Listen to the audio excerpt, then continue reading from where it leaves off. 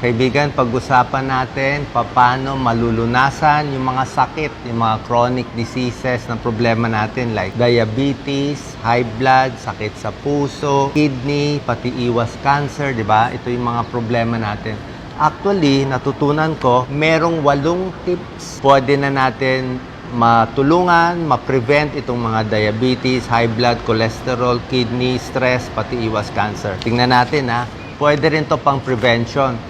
Lalo na ngayon, mahal ang bilihin, ang hirap magpa-check up, di ba? Mahal ang test. Kailangan natin magtipid. So, sundin natin tong 8 para sa lahat ng chronic diseases. Number 1, kailangan bawasan natin yung stress natin. Simple lang pakinggan pero karamihan ng sakit dahil sa sobrang stress. So, hanapin ano yung sitwasyon, bakit ka nati-trigger, paano mababawasan ng stress. Pwede relaxation, pwede massage, pwede mga art, pwedeng yoga, pwedeng nilalabas mo lang sa kaibigan mo. So, anything na nakabawas sa stress mo, napakahalaga. Number 2, tulog. Kailangan mo ng sapat na tulog, magugulat ka. Pag kompleto tulog mo, mas mababa blood pressure mo, mas mababa blood sugar mo. Pag kompleto tulog mo, hindi tataas ang creatinine mo.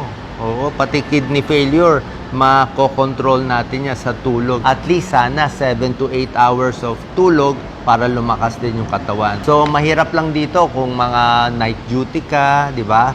O sa gabi ang trabaho mo. Pag ganun ang nangyayari, kailangan mas mahaba yung tulog natin sa gabi. Number 3, dapat tama yung pagkain. Kung gusto nyo talaga pinaka-healthy, lalo na yung may cancer, umiwas sa cancer, vegetarian diet talaga. Kung kaya nyo talaga, puro gulay, patola, kangkong, more talagang gulay at konting isda, yun talaga pinaka-healthy. Bawas sa mga delata, maalat, instant noodles, mga junk food, processed foods, fast foods, alam nyo naman yung mga bawal, di ba? So, marami yan sa pagkain, mababawasan ng heart disease, mababawasan ng cancer. Number 4, kailangan kompleto yung inom natin sa tubig. Yung tubig talaga, dapat 8 to 10 glasses of water. Kasi pag maraming tubig, good for the kidneys, maganda rin sa balat. Number 5, kailangan natin ng exercise. Exercise, sunlight, araw, gandang hangin, lalo na sa probinsya, sabi ko nga, galaw-galaw para hindi pumanaw. Misa nga, maganda nga, binibilang mo gano'ng kalayo ang nalalakad mo. At least 1 hour ng brisk walking every day. Kailangan po yan para mapawis-pawisan. Number 6, iwas tayo sa mga toxin. Ano yung mga toxin? Sigarilyo, alak, di ba? Droga, yung usok sa paligid. Iwas na rin tayo sa mga infeksyon, di ba? Kung mayroong mga umuubo-ubo dyan, ingat din tayo. Hugas tayo ng kamay. So, iwas tayo sa mga toxin sa paligid. Number 7, positibong pananaw. Dapat positive thinking tayo na gagaling tayo. Like, mas ayusin mo yung katawan mo, mas mag-iingat ka ngayon. Kahit meron ka nitong mga sakit, high blood, diabetes, at iba pa, ay kung mas iingatan mo naman yung katawan mo, baka mas mahaba pa rin buhay mo, di ba? Merong mga psychotherapy, biofeedback, family support, may mga top therapy. Siyempre sa positive, kailangan din yung pagdarasal. Napakahalaga po niyan. Number 8, pinakamahalaga, kailangan din yung tamang gamutan. Pag meron na tayong high blood, ay di ba minsan hindi nakokontrol ng diet, kailangan may tamang gamot tayo.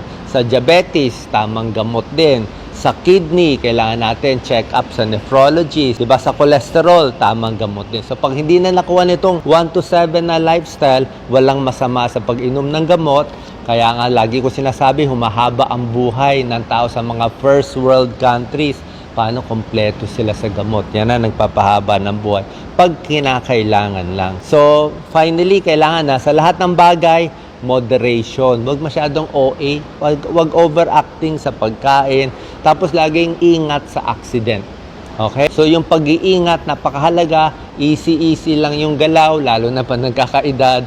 Mas marurupok yung mga buto natin. So, yun. Iwas accident at follow our 8 tips para magamot ito. God bless po.